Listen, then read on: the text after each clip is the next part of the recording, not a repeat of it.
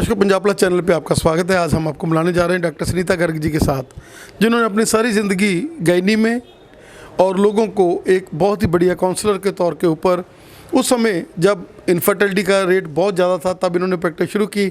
और आज हम देख सकते हैं कि हज़ारों की गिनती में कोई लोग डिलीवरी करा के, कोई लोग हाई रिस्क प्रेगनेंसीज का ट्रीटमेंट करा के, कोई लोग इनफर्टिलिटी का ट्रीटमेंट करा के डॉक्टर साहब के साथ अटैच हैं। डॉक्टर सुनीता जी, आपका स्वागत है हमारे स्पेशल शो में। हाँ जी, मैं डॉक्टर सुनीता गर्ग, मुझे 40 साल से ऊपर हो गए हैं। अब हमें प्रैक्टिस करते तो हम वहाँ पे जीवन नर्सिंग होम चला रहे हैं। मैं गायनेकोलॉजिस्ट हूँ और मेरे हस्बैंड फिजिशियन हैं और मेरे 3 बच्चे हैं, तीनों डॉक्टर्स हैं, 2 बेटी हैं, 1 बेटा। बेटी एक गायनेकोलॉजिस्ट है, वो IVF सेंटर भी चला रही है। एक बेटी पैथोलॉजिस्ट है, उसके हस्बैंड यूरोलॉजिस्ट है और मेरा बेटा एंडोक्रिनोलॉजिस्ट है। डॉटर इन लॉ मेरी गायनेकोलॉजिस्ट है। डॉक्टर साहब, क्या कहना चाहेंगे कि आपने अपनी ज़िंदगी का जो सफ़र शुरू किया, उस समय की गायनी और अब की गायनी में बहुत फ़र्क है। आप लोग तो कुख देखकर ही बता देते थे क्या प्रॉब्लम है। आजकल स्कैन्स आ गए हैं, 9 महीने स्कैन कराने पड़ते हैं। वो समा और अब का समा, जब लोग कनक धोते धोते बच्चे को जन्म दे देते थे, और आज इतना बड़ा जो है एक सारी फैमिली लगी होती है एक प्रेगनेंसी में।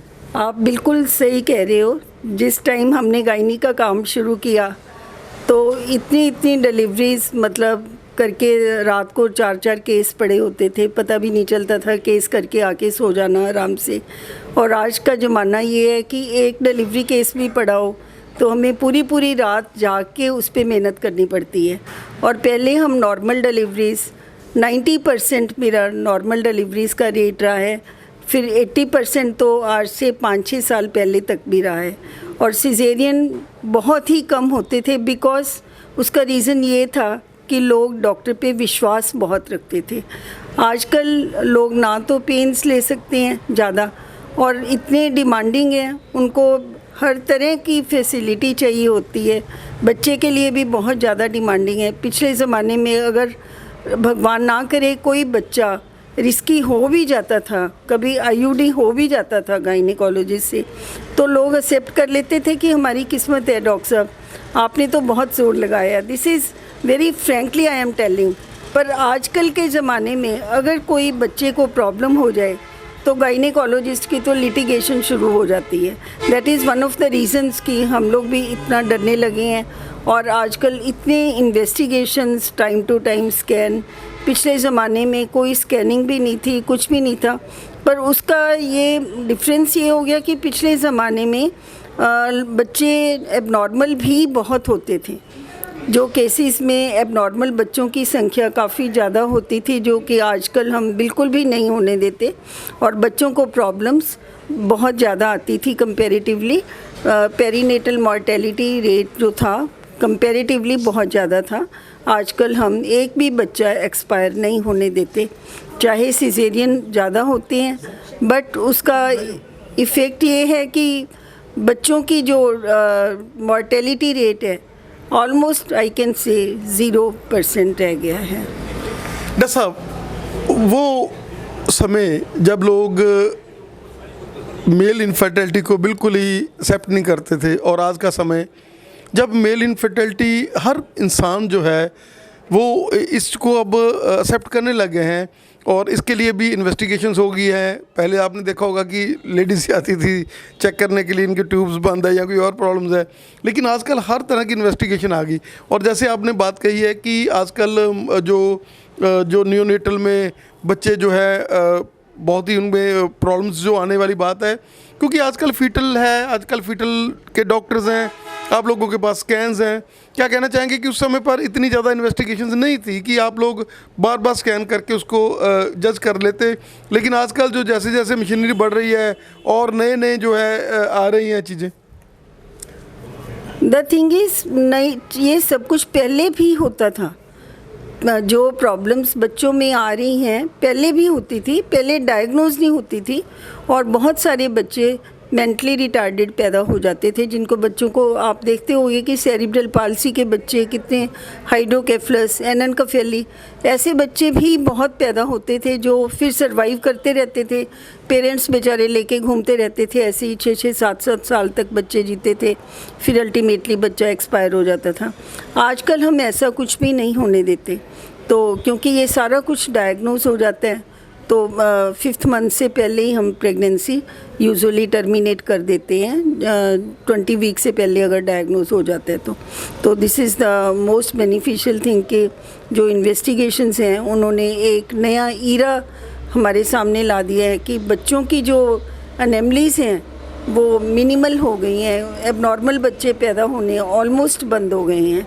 जो आप मेल इनफर्टिलिटी की बात कर रहे हो, पिछले ज़माने में यूजुअली क्या होता था, मदर इन लॉ साथ आ रही है डॉटर इन लॉ को लेके दिखाने, मेरे मुंडे च तां जी कोई नुक्स नहीं पैदा हो सकता, मेरा मुंडा तो बिल्कुल सही है। आजकल ऐसा ज़माना नहीं रहा, लोग एक्सेप्ट करने लगे हैं कि मेल में भी प्रॉब्लम हो सकती है। तो 95% पेशेंट सारे टेस्ट, हस्बैंड्स भी सीमन एनालिसिस करवाते हैं, जिससे इनफर्टिलिटी का इलाज बेटर हो गया है, कंपैरेटिवली मच बेटर हो गया है। डॉक्टर साहब, you are a great counsellor, क्या कहना चाहेंगे कि बहुत सारे केसेस जो इनफर्टिलिटी के होते हैं, जो प्लान कर रहे होते हैं कि शायद हमें आईवीएफ के लिए जाना पड़े, आप लोग उनको जब काउंसल करते हो, प्यार से बिठाते हो, उनको देखते हो कि ये तो सिंपल रीज़न है, ये तो केवल डेज़ की बात है, ये तो केवल थायराइड की बात है, ये तो केवल बिल्कुल माइनर सी प्रॉब्लम्स हैं जिनके लिए वो लोग कंसीव नहीं कर रहे, क्या कहना चाहेंगे कि एक बड़े डॉक्टर का जिसका 40 साल का एक्सपीरियंस है, जो पहले अपने पेशेंट को ई जोन में लेकर जाता है, जब भी लोग आपके पास आ जाते हैं तो आप पहले उनको ई जोन में लेकर जाते हैं, ई जोन में ले जाकर फिर उनसे बातचीत करते हैं, उनके मन की सारी जो भावनाएं जो हैं वो उनके साथ शेयर करते हैं, और ये इनफर्टिलिटी भी आपने बहुत सारे ऐसे केस हैं जो आप सॉल्व कर चुके हैं। इनफर्टिलिटी इज़ माई पैशन, मेरे पास इनफर्टिलिटी का काम काफ़ी ज़्यादा है। तो अब तो मेरी डॉटर इन लॉ भी, she has done fellowship in IVF, तो इनफर्टिलिटी के केसेस हमारे पहले से और भी ज़्यादा बढ़ गए हैं।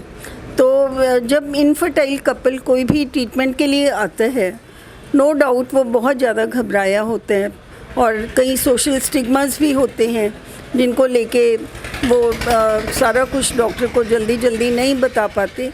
तो हमने उनसे बात करने का तरीका ऐसा होता है कि बहुत कुछ पूछना होता है इनफर्टाइल कपल से।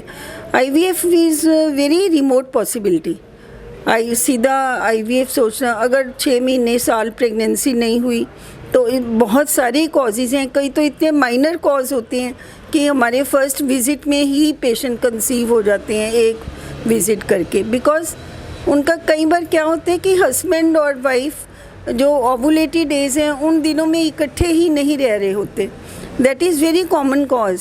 तो उनको ये बताना पड़ता है कि these are the ovulatory days, इन्हीं दिनों में कंसेप्शन होनी है, तो आपने इन दिनों में इकट्ठे रहना है।